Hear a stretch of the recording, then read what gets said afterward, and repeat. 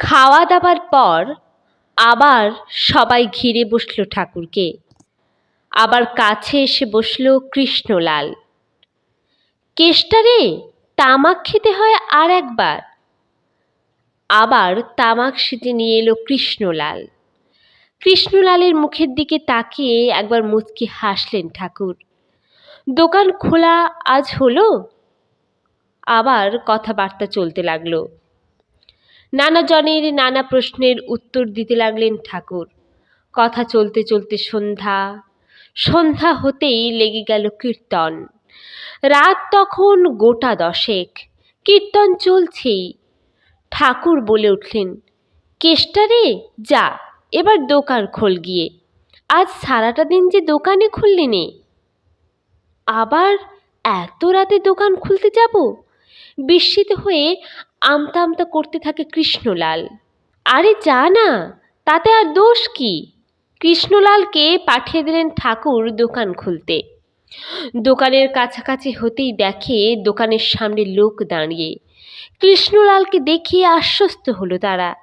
আরে, এই তো মহাজন এসে গেছেন। আমরা কখন থেকে ঘোরাঘুরি করছি, ভাবছিলাম আজ কাপড় না নিয়েই ফিরে যেতে হবে। ব্যাপার আর কিছুই নয়, মফস্বলের দোকানদার পুজোর সওদা করতে এসেছে। কৃষ্ণবাবুর দোকানের বাঁধা গ্রাহক তারা। 1010 টাকার কাপড় বিক্রি করলো কয়েক ঘন্টার মধ্যে। কাপড়ের ফর্দ হাতে ধরেই মিষ্টির দোকানগুলোতে খবর পাঠিয়ে দিলে, তোমার দোকানে যা যা মিষ্টি আছে সব ওজন করো। সব মিষ্টি কিনে নিলাম আমি। সহিসকে হুকুম দিলে যা গাড়ি করে পৌঁছে দিয়ে সব অশ্বিনীবাবুর বাড়িতে। হাতে একখানা চিরকুট দিয়ে দিলে, ঠাকুর ভোগের জিনিস পাঠালাম। কীর্তন আনতে সবাই যেন প্রসাদ পান। দয়া করে ব্যবস্থাটা করো, আমি খদ্দের বিদে করেই আসছি। মিষ্টির ব্যবস্থা করে মুদির দোকান থেকে পাঠালেন ঘি, ময়দা, ডাল, মশলা, তরকারির মধ্যে আড়তের আলু। কিরে, আজ ব্যাপার কি? দোকান বন্ধ করে বাসায় পৌঁছতেই ঠাকুর বললেন, ভালোই হয়েছে না, কি বলিস? নিশ্চয়ই, ওবেলা আটকে রেখেছিলে, এবেলা শুদ্ধ দিলে। মনের মধ্যে ওর এই উত্তর, মুখে শুধু একটু হাসে। সেই রাত্রেই পাড়ায় পাড়ায় গিয়ে নিমন্ত্রণ করা হলো, সবাই যেন এসে প্রসাদ পান। সারা রাত্রি ধরে চলল কীর্তন আর প্রসাদ ভোজন। কীর্তনে পাগল হয়ে গেল কৃষ্ণলাল। সেদিন কথা কইতে কইতে ঠাকুর হঠাৎ উঠে দাঁড়ালেন। চলো, কেষ্টাদের বাড়ি যাওয়া যাক। যাবেন তো তখনই, মানবেন না। কাছে ছিল বীরু রায়, সতীশ জোয়ারদার, ওভারসিয়ার শ্রীশ নন্দী, শ্রীশ দত্ত, অশ্বিনী বিশ্বাস প্রভৃতি। ঠাকুরের সঙ্গে সঙ্গে উঠে দাঁড়িয়েছে সবাই। এখানে যা সেখানেও তাই। কৃষ্ণলালের বাড়িতে চলল অহরাত্রব্যাপী কীর্তন। কৃষ্ণলালের আহ্লাদের সীমা নেই। এমন করে আশা মিটিয়েছেন ঠাকুর। মনের এমন গোপন প্রার্থনাটিও কান পেতে শুনেছেন তিনি। আগের রাতে একলা মনে বাসনা করেছিল কৃষ্ণলাল, ঠাকুর যদি একবারটি স্বেচ্ছায় আসতেন এই অধমের গৃহে। সে শুধু বাসনা নয়, অন্তরের আহ্বান, ভালোবাসার এসো না। রাত পোয়াতেই তাই স্বেচ্ছায় এসেছেন ঠাকুর। ভক্তের মান রাখলেন তার বাঞ্ছা পূর্ণ করে। কৃষ্ণলালের ভাবই আলাদা। তার কাছে ঠাকুর হলেন বাপ মরা ছেলের মা। সেবার হিমায়তপুর গিয়েছে ঠাকুরের সঙ্গে। গিয়েছে তো রয়েই গিয়েছে। বাড়ি থেকে তাগাদা যাচ্ছে, আর কতদিন দেরি হবে। শেষে একদিন যাওয়ার জন্য বিদায় নিল। যাওয়ার কথা বলতে পারে না, চোখ দিয়ে শুধু জল পড়ে দর দর ধারে। নৌকো ভাড়া করা হয়েছে। তল্পি তল্পা নিয়ে নৌকোয় উঠল। ঠাকুর সঙ্গে এলেন ঘাট পর্যন্ত। সে কি করুণ দৃশ্য! ঠাকুরের ইচ্ছে করছে না ছেড়ে দিতে। কৃষ্ণলালেরও বুক ফেটে যাচ্ছে ঠাকুর ছেড়ে যেতে।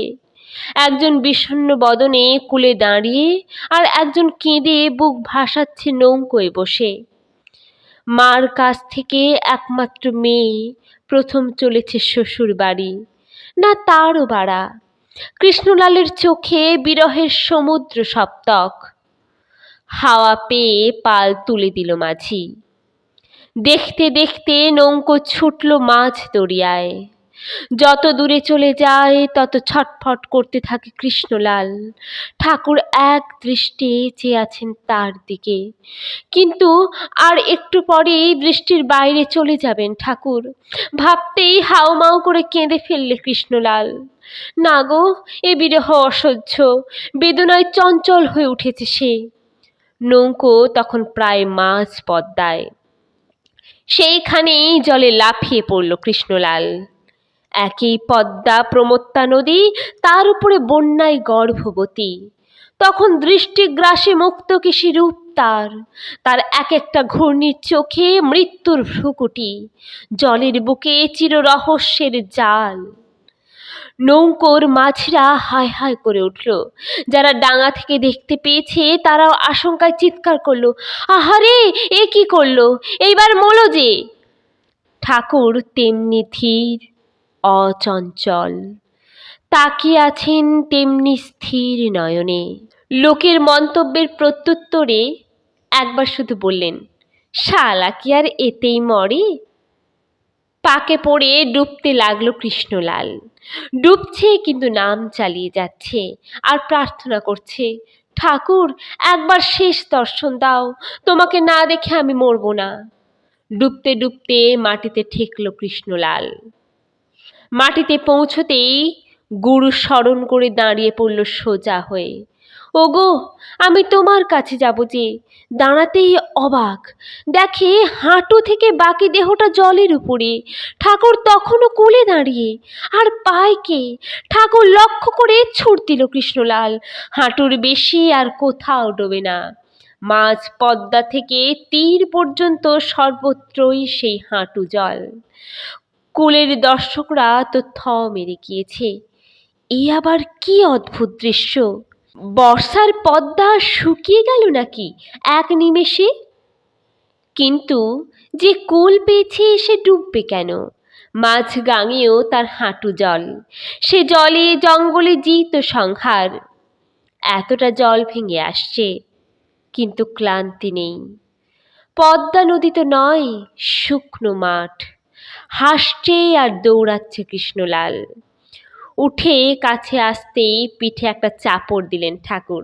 সাবাস কেষ্টা, ধন্য তোর সাহস, আর ধন্য তোমার মহিমা। যারা চোখে দেখলে তাদের এছাড়া কথা নেই। ঠাকুর এসেছেন সেই কৃষ্ণলালের সাদা কাগজের চিঠি পেয়ে। নির্বাক ডাকের সাড়া দিয়েছেন এমনি সর্বশ্রব্য স্বরে। ভক্ত বাঞ্ছা পূর্ণকারী লীলা মনোহর হরি কত ভাবে কেমন করে যে ভক্তের স্বাদ মিটিয়ে চলেছেন, তার কি অন্ত আছে? সে মাণিক্য সংগ্রহ করে মালা গাঁথবে কে? সেবার বেরিয়েছেন খোকসা যাবেন বলে। বাসা থেকে বেরিয়ে খানিকটা এসেই কি খেয়াল হলো, ঘুরে দাঁড়ালেন। না গো না, খোকসা এখন নয়, আগে রাতুল পাড়ায় যাব। রাতুল পাড়ায় মানে রাতুল পাড়ার যোগেন সরকারদের বাড়িতে। যোগেন আর যোগেনের জ্যাঠতো ভাই শ্রীকান্ত দুজনেই ঠাকুরের ভক্ত। যোগেন MA BL, কিন্তু ওকালতি বিশেষ করেনি। তখন হেডমাস্টারি করছে খোকসা জানিপুর হাই স্কুলে। শ্রীকান্তর মায়ের ভক্তির সীমা নেই। ওই 4-5 মাইল রাস্তা হেঁটে ঠাকুর দর্শন করতে আসা চাই রোজ। ঠাকুর যে কদিন কুষ্টিয়ায় থাকেন শ্রীকান্তর মার আশাই চাই। সেদিন দেহটা খারাপ হওয়ায় যেতে পারেনি, তাই ফটোর সামনে বসে মনের দুঃখ জানিয়ে কাঁদছিল। ঠাকুর, আজ যে আমার যাওয়া হলো না, আজ যে বড়াতে তোমার দর্শন ঘটল না। এর মধ্যে উঠোন মারিয়ে ঘরের বারান্দায় গিয়ে উঠলেন ঠাকুর। ওমা, মারে, কোনে গেলি? শ্রীকান্তর মাকে দেখা দিয়ে তবে যাবেন খোকসায়। সেই চিত্তগামী কৌমুদী কোমল বলিভুজ পুরুষ। আহ্লাদে আত্মসংযম করাই কঠিন হলো কৃষ্ণলালের। ধন্য হলো কুঞ্জ আর বসন্তও। পরদিন সোমবার, কাছারি আছে, সবাইকে ফিরতে হবে। উকিল মোক্তারদের একটু দেরি হলে ক্ষতি নেই, কিন্তু কর্মচারীদের পৌঁছতে হবে ঠিক সময় মতো। বেলা হয়ে গেল অনেকখানি, ঠাকুরের তবু ওঠবার নাম নেই। শ্রীশ দত্ত বারে বারে ঘড়ি দেখে। 10টা হয়ে গেল কতক্ষণ। এখান থেকে হেঁটে যেতে হবে পুরো 3 মাইল। মাথা চুলকোতে চুলকোতে এসে বললে, আগে 11টায় হাজরে দিতে হবে। তা দেবেন? তা দেব, কিন্তু ওঠবার জোগাড় কই? বিমূঢ়ের মতো এক পাশটিতে দাঁড়িয়ে মুখের দিকে তাকিয়ে রইল শ্রীশ দত্ত। কি দেখছেন এর মধ্যে? কিসের মধ্যে কি দেখছে? ঠাকুরের মধ্যে? প্রশ্নটাই ঠিক বুঝিয়ে উঠতে পারল না শ্রীশচন্দ্র। তার উত্তর দেবে কি? চুপ করে রইল, কেমন থতমত খেয়ে। আরে, ওই আয়নার মধ্যে। ঘরের দেওয়ালে টাঙানো ছিল একখানা বড় আয়না।